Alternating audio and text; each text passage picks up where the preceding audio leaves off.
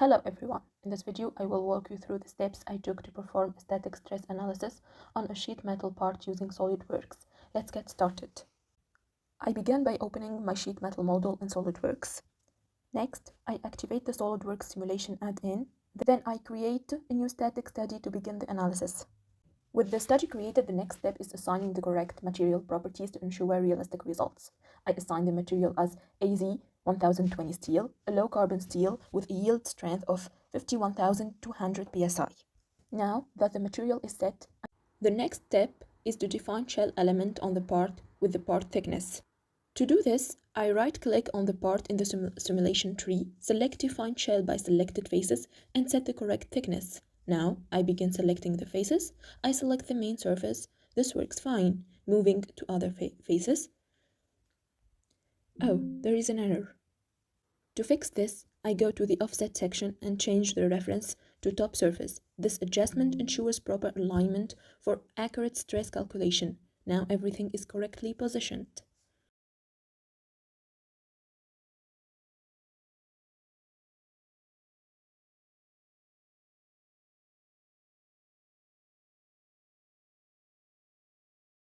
Next, I need to apply the fixed geometry to constrain the model. I go to the Fixtures section, click on Fixed Geometry, and select the edges that I want to fix. These constraints will prevent unwanted movement and ensure realistic simulation results.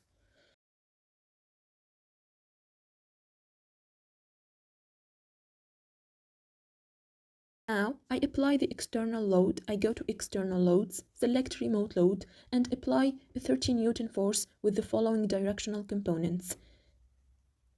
I select the appropriate direction where the load should act and confirm the setup.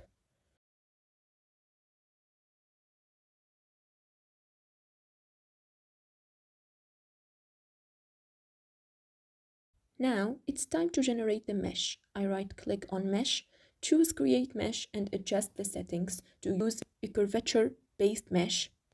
I set the maximum element size to 2 mm and the minimum element size to 0.10 mm.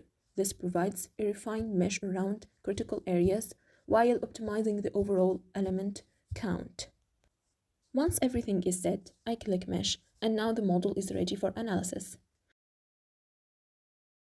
Now, I run the simulation by clicking on Run the Study. After a few moments, the results appear. The von Mises stress distribution is now visible, showing the stress concentration across the part. I just need to change the settings by converting the stress values to PSI. And now, looking at the color scale, the highest stress occurs near the hole in the center with a maximum value of 31,000 psi, which is still below the material's yield strength. This means the part is structurally safe. And that's it.